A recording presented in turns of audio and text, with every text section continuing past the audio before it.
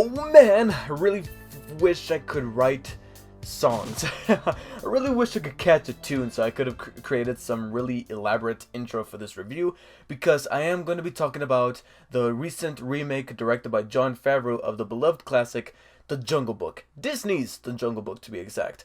And before I get started, I do need to reiterate what I stated in my recent Shield review, is that I am currently battling a cold. So if I do sniff or cough or do anything like that throughout the review, I'm sorry, but I am trying to get through this as fast as possible so I could be ready for the upcoming eventful things that are coming, like Civil War and Uncharted 4. Pretty sure I'll be good by then, but here's the hoping for a speedy recovery. So, anyways, we have The Jungle Book out, directed by Jon Favreau, starring various voice talents in what I think is a remake of one of the, because this is becoming a trend for Disney, where they're taking all of those original animated films from the 1940s, the 1950s, 60s, 70s, which is where I believe The Jungle Book falls in. I didn't look it up, unfortunately, before I started the review, but I believe that animated film for The Jungle Book, which is one of my favorite films from my childhood.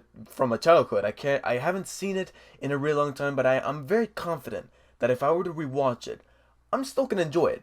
I won't love it as much as I did when I was a kid, because I'm like, oh my god, oh my god, it's The Jungle Book or whatever, I want to be like you. But I will still have fond memories of the film. So I went into Jungle Book, with the new version, with some set expectations. And I'm happy to say that this Jungle Book really does feel, the best way that I can put it is earnest. Jon Favreau knew that this is a classic that a lot of people hold dear to their hearts, and myself included. So they're like, you better not fuck this up. You better not mess with this. And similar to Iron Man, he respected the source material, and this is one of the best adaptations of those films that Disney's pulling out from the vault and recreating. I believe last year, or maybe the year before, but I think it was last year. They did it with Cinderella, where Kenneth Branagh directed that. And it was a good movie, but it just didn't set any kind of new ground. Jungle Book, on the other hand, has a slight edge to it, because the way Jon Favreau directed this movie is very... there's a certain touch to it that is both charming and edgy at the same time, where those animated films, they had, because they were animated, they had a cartoonish, whimsical feeling to them, whereas this is a little bit more grounded, while at the same time keeping certain magical tendencies. I don't want to say magical because there's no magic in this movie, but I'm just saying, like, there's certain things set within the universe of this movie that is meant to be for a family film. And that's one of the best compliments I can give this movie, is that it's a family film. It's the type that fortunately both kids and adults will enjoy and be along with the ride, because from frame to frame, Favreau was able to use the camera to generate scope. Like, there's so many instances, and maybe it was because of how far in the front I was sitting in the theater. I mean, I wasn't all the way in the front, but I was, fairly more advanced in the front than I usually am in the movie theater, mainly because the seats behind us were taken. But maybe it might have been the way I was watching the film on a technical level, but there was something about the way this movie was shot, with the aspect ratio and with the cinematography and the visual effects, that are just astonishing, that really does deliver a sense of scope and also a level of charm, because Favreau was able to do something that I always thought to myself when it came to talking animal movies, that I'd never realized, especially in this day and age when we do have, believe it or not, we still have some talking animal movies coming out that are not animated, where they take regular animals and then they slap an animated mouth to them. And I'm not gonna say recently, like this year so far, but let's think back to like the last 5 years. Marmaduke, yeah, okay, so I'm glad I jogged your memory there. Hopefully I did.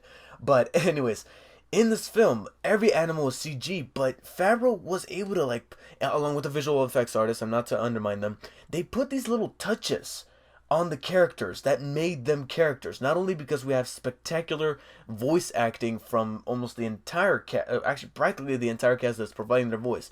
Bill Murray, Ben Kingsley, Scarlett Johansson, Idris Elba, Giancarlo Esposito, Christopher Walken, they all knock it out of the park. They're not just like phoning it in like, oh, I'm just gonna get a paycheck. No, like, it's obvious that Pharaoh was probably there in the booth. He wasn't from behind the glass looking at the dials and just like hearing them. No, he was. I'm willing to bet he was inside the booth talking to the actress, saying, "Hey, this is how you got to deliver the line as the character. This is how they were talking amongst themselves." And that's why.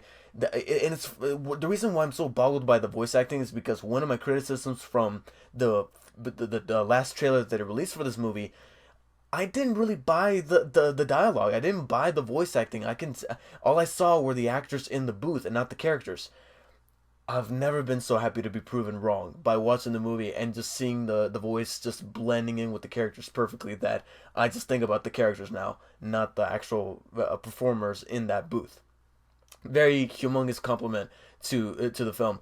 But anyways, not only the voice acting, but the visual effects, and going back to that, Favreau put like these little ticks and notions on animals' faces. Like whenever they talked, they would talk like a human being. Like they would move their head or like twitch their eyebrows a certain way that just, I don't want to say made them humanoid, but just gave them a persona, gave them a personality, and that's why the characters also brought that sense of charm and excitement that we saw that in that original film, just on a much more grounded level rather than the cartoonish way it was in that film. But it suited that cartoonish way suited that original film because it was an animated movie, a hand drawn animated movie, so it's suited. Now, out of all these characters, the only one that I will say I'm a little mixed on is the actual main character of the movie that we follow from beginning to end, and that's Mowgli. Mowgli, played by, as they keep emphasizing, newcomer Neil. His name is actually here, Neil Sethi, who has never acted before. He's a child actor, never acted before, and it kind of shows here and there. There are certain scenes where he's good, mainly in the scenes where Mowgli's put in peril or in danger, and he has to be involved in some kind of action scene where he's like running or he's like chasing something or he's like elaborating some kind of plan, and he's supposed to emote excitement and thrills and endangerment. He was actually pretty good in that. I bought him being in peril and in danger. But then there's other scenes where he's supposed to be witty, and he's supposed to have like this banter with some of the CG characters that he's talking to, and he just didn't sell it a 100% for me. Like there's some rough spots where I'm like, okay, kid, if you're gonna pursue acting, because he's that young that we might not ever see him again. We might not ever see him again. But if we do, let's hope he kind of works. If he's going to be pursuing this as a career, let's hope he fixes some of those rough spots, some of the delivery of some of the lines he was giving with some of these characters. And also, this is not the actor's fault in whatsoever, but because of how beautiful not only the characters are rendered, but also how the environments are fully rendered, that with each other they complement it very well. But with Mowgli, or the actor that plays Mowgli, because he's the only actual live action character that we're following for the majority of the movie, there's certain scenes, not always, but there's certain scenes where he contrasts the not only the CG characters but also the CG backgrounds. Because believe it or not, most of this movie was shot on a soundstage up against a blue screen, and there's some scenes where he, just like his performance, he blended well with that environment, and he looked like he was part of that environment, and it looked beautiful, and it matched with the cinematography, and it was great. But then there's other scenes where you can kind of tell he's walking amongst a blue screen or a green screen or whatever, and with your own eyes you can kind of crop him out. Besides that, though, the movie has great pacing, with the exception of a couple scenes. The movie is very much a faithful adaptation of the animated film, and I'm sure it's a very faithful adaptation of the original Kipling book. I can't remember his first name, but the author's last name is Kipling. Haven't read the book, haven't even gone over a synopsis on Wikipedia or anything like that, but I'm assuming it's a faithful adaptation because of how grounded the atmosphere and the tone of the film is, while at the same time keeping this family-friendly tone that is both pleasing to both kids and adults. Both of them can enjoy. However, there's certain scenes that I will admit they could easily have cut out and could have tightened the movie a little bit up. It's close to about 2 hours. I'm sure they could have tightened the movie up just a little bit for it to be like an hour and 40 minutes. Shave off 10, 15 minutes or so, and it could have just gone straight to a point. Because early on, there's actually a couple of scenes that I think could have been trimmed. Like, there's a couple of scenes that involving Mowgli and I don't think it was Shah Khan, but there were a couple scenes where I'm like, okay, that got us from point A to point B, but you could have easily done that in the transition. It's the type of scene that networks, TV networks, will cut out when they want to shorten the movie so that they could put in more commercials to fit in within a 2 hour time slot. That's basically what I'm getting at. And also, the movie's very faithful to that animated film, and like I've said, I'm certain it was faithful to the book. There are a couple of things in this movie, however, where they tried to be a little too faithful. Not 100% sure they should have included the famous songs from the animated film, because in an animated film that works, because those animated films were practically musicals. You had a character burst into song all of a sudden. Here there's only two, and it's the two that everyone knows the Jungle Book for: Bare Necessities and I Want to Be Like You. Bare Necessities I liked. There's something about it that really did work, with Bill Murray singing it along with the lead actor who plays Mowgli, and the little montage that connects with it of these two characters bonding. It fit. I didn't mind it. It fit right into the movie. Didn't mind it whatsoever. I Want to Be Like You, however, was a slight issue. There was something about the song that felt crowbarred into this movie, where that's another moment in the film where they could have taken that song out and could have shortened the scene involving King Louis, played by Christopher Walken, so that then the movie could have been a little tighter. Because without going into spoilers, let's just say that when this musical number kicks in, it's not that much of a number, because in the original animated film, King Louis is dancing around with his minions, his monkey minions. He's dancing around. He's doing all this elaborate stuff. You're tapping your toes along with it, because King Louis is animating himself as well. In this movie, Louis literally just starts singing while still standing just there looking at Mowgli. I'm like, this is kind of it's kind of awkward. But besides that, besides those shortcomings that the movie had, however, it was definitely an enjoyable film that I'm happy to say is that type of family film that can cater to both kids and adults, and most importantly, the fans of the original animated film, that doesn't insult it. It doesn't say, oh my god, this is an unnecessary remake.